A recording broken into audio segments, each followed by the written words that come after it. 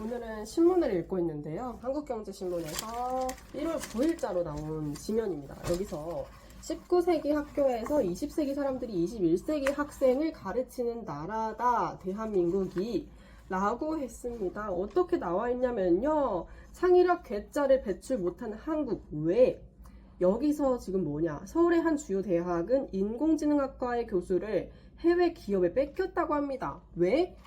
연봉 때문이었을까요? 무엇 때문이었을까요? 연봉이 어떻게 나왔냐면요. 학교에서 받는 연봉은 1억 원 남짓, 기업이 제안한 금액은 연봉이 11억 정도였습니다. 그래서 고급 인재를 교수로 뽑기도 힘들지만 이들을 붙들어 두는 것이 갈수록 더 어렵다라고 했어요. 이런 생각을 해봅니다. 저는 교육에 관심이 있으니까. 학교에서 배울 수 있는 것, 정말 이런 능력이 있는 교수님들을 학교에서 유치하지 못한다면 우리는 학교에 갈 이유가 무엇이 있을까요? 라는 생각을 해봅니다. 그러면 결국에 배울 수 있는 장소는 진짜 사회다. 제가 고등학교 때 문제를 풀면서 어떤 생각을 했냐면, 오지선다가 있죠. 사지선다가 있죠. 이 4개 중에 우리 삶의 답이 있는 게 아니라 정말 내가 세상으로 나가야 내가 세상의 답을 찾을 수 있을까 말까 한다라고 생각을 했어요.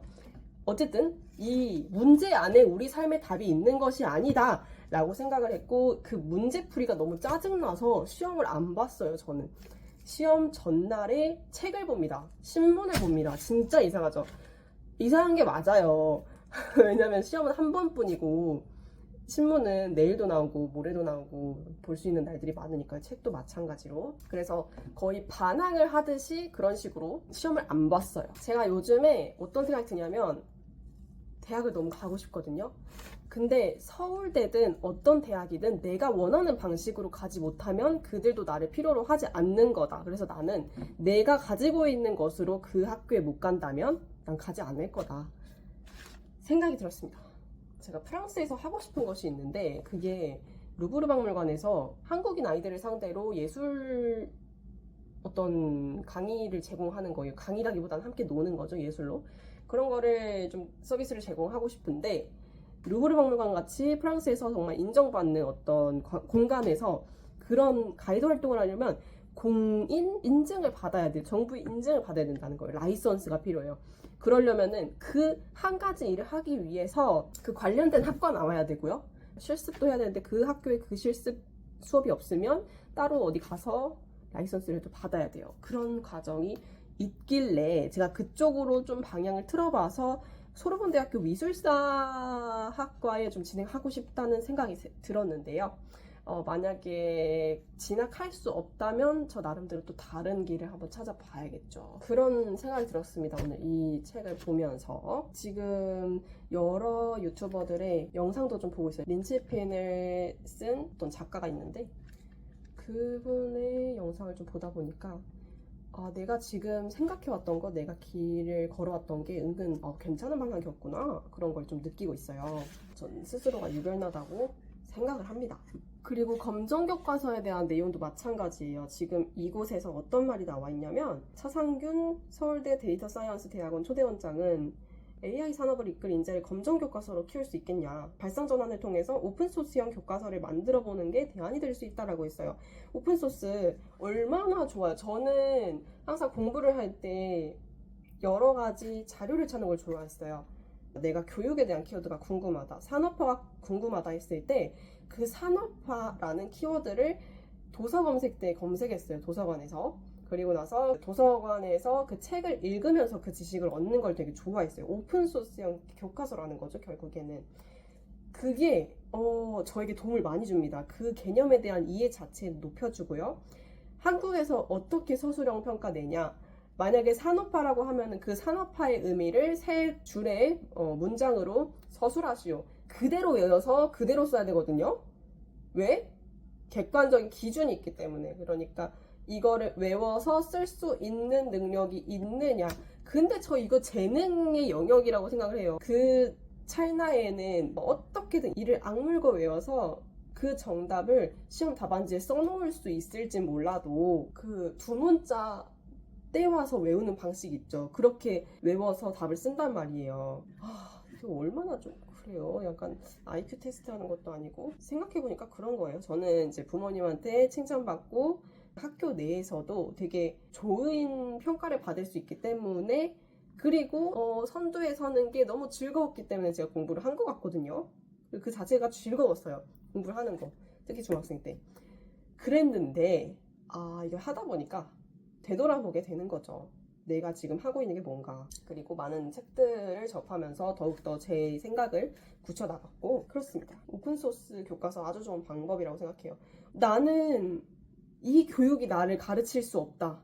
난 이 교육의 장에 나를 내버려 둘 수 없다. 내 교육은 내가 하겠다라고 생각했어요. 지금 한국에서 하는 방식이 또 항상 안 좋다고 생각하진 않습니다. 왜냐면 제 유튜브 알고리즘이 그런 것만 끌어당겼기 때문일 수도 있겠고. 그런데 교육자분들이 정말 교육에 관심이 있고 인재를 양성해내는데 열정이 있다면 정말 고려해봐야 되지 않을까. 이런 여러 가지 혁신적인 방법들을, 혁신적인 교육의 방법들을. 제가 나온 고등학교는 연애가 금지였어요. 연애 금지. 말이나 됩니까? 그 창창한 고등학생의 나이에 옛날이었으면 벌써 애 낳고 살 가장 혈기가 왕성할 시기에 연애를 하다가 걸리면 학생부에 불려가서 부모님을 데려와야 돼요. 그런 내용이 있어요. 다른 거 어떻게 다 좋은데 저는 이런 생각해요. 어떻게 해서 사랑을 막을 거냐? 사람한테서 자연스럽게 나오는 그 감정인 사랑을 어떻게 해서 막을 셈이냐? 어떻게 하자는 건지 모르겠는 거예요. 제가 물론 좋아서 그 학교에 진학한 게 맞지만 제가 스스로 지원한 게 맞지만 솔직히 이런 것까지는 생각을 못했어요. 사람한테서 자연스럽게 일어나는 사랑의 감정을 억압한다? 그때 사회선생님이 계셨는데 그 선생님이 인권에 대한 수업을 하셔요. 행복에 대한 추구의 권리 이렇게 너무 똑똑하게 기억이 나는데 선생님 수업 시간에 행복을 추구할 권리에 대해서 말씀을 하셨잖아요. 인간은 행복을 추구할 권리가 있어요. 거기에 사랑도 포함이 됩니다. 자기가 자유롭게 살아갈 수 있는 권리가 있어요. 어떻게 선생님은 권리를 가르치면서 권리를 억누르세요? 그러니까 그 선생님도 물론 지침받은 게 있었겠죠. 학교에서. 학교의 교장 선생님이나 교감 선생님이나 어떤 서로 회의를 해서 얻어진 결과들이 있었겠죠. 그리고 학부모님들 그럼 근데 이거 너무 잔인했다. 학생들한테. 너무 잔인했다. 우리 학생부 친구가 있었는데 그 친구도 연애하다가 걸려가지고 학생부로서 왜 그랬냐 하고 지적을 받으면서 어머니 모셔와라 이런 소리를 들은 거를 제가 옆에서 봤어요. 그리고 또 문제점? 싫어하는 애가 있잖아요. 싫어하는 애가 옆에서 연애하고 있으면 그거를 꼰질러. 파파라치처럼. 거의 우리 일본 때 했던 그런 짓 아시죠? 일본이 우리나라 점령했을 때 서로 꼰지르는 거 있잖아요. 얘가 이렇게 했다. 제가 저렇게 했다. 그러면은 그 꼰지른 사람은 뭔가 이득을 얻고 꼰지름을 당한 사람은 죽거나 어디 팔려가고 그러잖아요. 그렇게 이간질을 시켜버리는 조항, 그런 조항이 학칙에 있어도 되는 건가? 이런 생각 너무 많이 들었고 저랑 같이 학교를 다닌 1년 선배 혹은 동학년생들은 알만한 사람은 알 수도 있어요. 제가 학교에 건의를 하고 교칙에 대해서 부당하다고도 얘기를 하고 교책이 나와 있는 PDF 파일을 뽑아가지고 이거는 어떤 학생의 권리를 침해하는 거고 이거는 어떤 게 문제가 있고 이런 걸 다 막 형광펜 칠하면서 적었어요. 하지만 결국에는 바뀌는 건 없었죠. 제가 졸업을 할 때까지. 그리고 제가 졸업을 그 학교를 하긴 했지만 결국에 고3은 다른 교육기관에서 교육을 받게 되죠. 기술교육을. 너무너무 좋았고요. 제가 너무 잘한 선택이라고 생각을 하고요. 결국에는 또 인서울로 대학을 갔어요. 원하던. 이런 게 너무 신기하다. 진짜 신기하다. 제가 그런 일을 저지르고도 결국에는 서울로 대학을 갈 수 있었고 웃겨요. 인생이. 진짜 정답이라는 게 없는데 뭐 그렇게 이 한 번뿐인 인생을 그렇게 골머리 알아가면서 사람의 기본적인 욕구인 사랑, 기본적으로 서로 충족돼야 될 그런 것들이 왜 억압돼야 되는가 그런 생각했죠. 그리고 거기에서 교감 선생님은 연애를 하는 사람이 애정결핍이다 라고도 말을 했으니까요. 전체 방송으로 애정결핍이라는 단어를 말을 하셨어요. 연애하는 사람들은 애정결핍이 있어서 연애를 하는 건가요? 우리 모두는 솔직히 애정결핍이 있죠. 뭐 누구나 사랑받고 싶어하는, 사랑하고 싶어하는 욕구가 있잖아요. 그런 워딩을 사용했을 때 저는 엄청난 충격을 받았고, 따로 교감 선생님이랑 만나서 얘기도 할 정도였으니까 좀 열심히 권리를 찾으려고 했다는 걸 알 수 있잖아요. 따로 얘기를 하는데 어떻게 결국엔 솔직하게 말씀하셨냐면, 이렇게 말해서 미안하지만 좋은 상품을 내놔야 되지 않냐. 결국에 교육이라는 게, 그쵸, 시스템 안에 있는 게 맞죠. 좋은 상품을 만들어내는 공간에 내가 갔던 거죠. 뭐 그렇죠. 제가 졸업을 했을 때 그 학교가 은근 그 도내에서는 유명한 학교였거든요. 그래서 그곳을 졸업을 한 게 그 당시에 나 그래도 여기 나왔구나 라고 생각을 했는데, 생각해보니까 좀 아닌 것 같아요. 왜냐, 창의성 전혀 없는 곳이었으니까. 미안하지만 창의성을 키우기에 너무 안타까운 곳이었으니까. 감사하는 분은 있어요. 그 안에서의 저의 모든 방황들, 나의 생각들을 옆에서 묵묵히 봐주신 우리 담임 선생님이랑, 그리고 학생부장 선생님이 저한테 이런 얘기를 한 적이 있어요. 2학년 때인가? 이제 사회문화 과목을 가르치셨던 것 같은데, 보고서 작성하는 거를, 거기서 제가 논문 같은 걸 썼어요. 근데 제가 자신이 있어요. 어떤 연구에 대해서 정리를 하고 실험을 하고 정리를 하고 그 결과를 글로 작성하는 거에 전 자신이 있단 말이에요. 뭐 그렇게 살고 싶진 않지만. 그래서 너는 그 분야에 재능이 있다. 너는 대학교 이렇게 잘 가가지고 그 분야로 또 괜찮은 아이다. 이렇게 말씀해 주셨는데, 이게 교육자가 아닐까?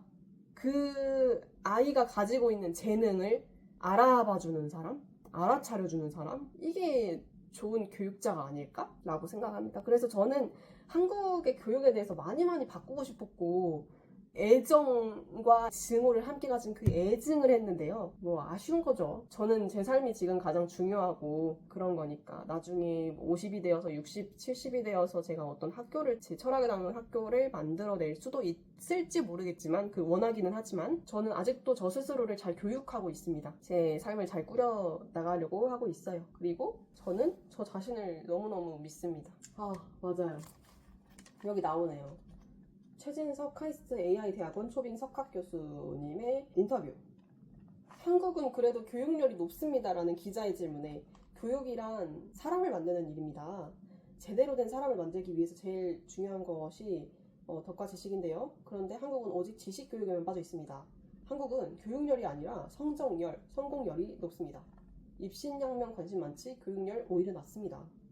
한국에서 발생하는 교육에 대한 모든 왜곡이 바로 거기서 시작됩니다. 네, 저는 이거에 동의합니다. 교육이 교육답지 않았어요, 솔직히. 근데 제가 다녔던 중학교는 너무너무 좋았어요. 자유학기제를 겪은 세대인데, 요즘에도 있나요, 자유학기제가? 그게 전 너무 좋았는데, 벽화 그리기 하고 막 댄스 스포츠 동아리도 있었고, 뭐 밴드 동아리도 있었고, 그 동아리 같은 활동이 수업이 되는 거예요. 그게 결국에는 도움이 됐더라고요. 제가 한 6개월 전에 사무실을 오픈을 했는데, 사무실을 이제 페인트 칠 제가 했어요. 흰색으로. 거기에서 배운 어떤 페인트의 기술들, 그런 지식들이 막 생각이 나는 거예요. 그래서 만약에 내가 이 지식이 없었으면은, 지금 요즘에는 유튜브 보고 또 하길 수도 있겠지만 그런 감이 없으니까, 그때 이런 거 배우지 않았으면은 난 또 그걸 위해서 또 돈을 썼겠지? 난 그걸 위해서 또 누군가를 또 알아봐야겠지? 근데 내가 스스로 할 수 있잖아요. 내가 자신감이 있잖아요. 뭐 자신감을 키워주는 것부터 해서 자유학기제의 프로그램이 좋았고, 또 우리 교감 선생님 너무 저는 기억에 남는데, 중학교 교감 선생님 너무 좋았어요. 저한테 어떤 말 해주셨냐면, 네가 어디로 가든 너는 그 공동체를 빛낼 사람이다 라고 말씀해 주셨거든요. 저 그거 고등학교 어디 갈지 선택할 때, 고민할 때 들었던 말씀이었는데, 그런 덕담이셨는데, 그게 아직도 제 뇌리에 꽂혀 있어요. 너무 아직까지도 감사하고 정말 그렇다는 거를 제가 실감하고 있습니다. 찾아가서 인사드리고 싶어요. 그리고 교감 선생님이 아이가 어떤 걸 잘하면 그거를 칭찬해주고 기뻐해주고, 너가 이런 거에 재능이 있구나, 너가 이런 능력이 있는 사람이구나 하는 거를 알아봐주는 분이었어요. 그리고 우리 담임 선생님도 국어쌤이었는데, 그분도 너무 사랑으로 이제 잘 보듬어 주시고 알아봐 주시고 그랬어요. 제대로 된 교육, 이제 시스템을 만들 수 있겠지만 진짜 교육 아무것도 조종하려 하지 않으면 그게 참된 교육이라고 생각을 합니다. 왜냐하면 그 안에 다 있어요. 다 안에 있기 때문에 스스로 다 오픈 소스로 막 찾아보면서 흥미를 느끼면서 배우면 그게 참된 교육이라고 생각을 합니다. 우리는 궁금해하기도 전에 궁금하지도 않은 거를 가르쳐버려서 이 공부라는 게 누군가의 마음속에는 아 정말 괴로운 것, 내가 이걸 왜 하고 있나 이렇게 생각할 수 있어요. 하지만 모든 아이는 호기심이 있었습니다. 그 호기심이 드러났을 때 배우는 것이 가장 좋은 배움의 시기라고 생각을 해요. 그리고 전교조라는 단체가 있던데 그거 응원합니다. 왜냐면 우리 중학교가 전교조가 무슨 약자지? 그 교사 모임인데 그냥 찍어내는 교육을 하는 게 아니라 확실히 학생들한테 체험을 하게 해주는 교육을 주장하시는 그런 단체로 보였어요. 우리 학교도 그 이념 아래에서 이루어졌었고 교육이 아주 좋았습니다. 전교조가 보통의 교육 방식에 대해서 반대 입장 있는 것처럼 보였거든요. 제가 전교조를 잘 모르기 때문에 더 말은 하지 않겠습니다만 아무튼 제가 정말 좋아하는 교육 방식을 갖춘 그리고 그런 교육 사상을 가지고 계시던 우리 교감 선생님 아래에서 중학교를 다녔다는 것이 너무 기쁩니다. 끝!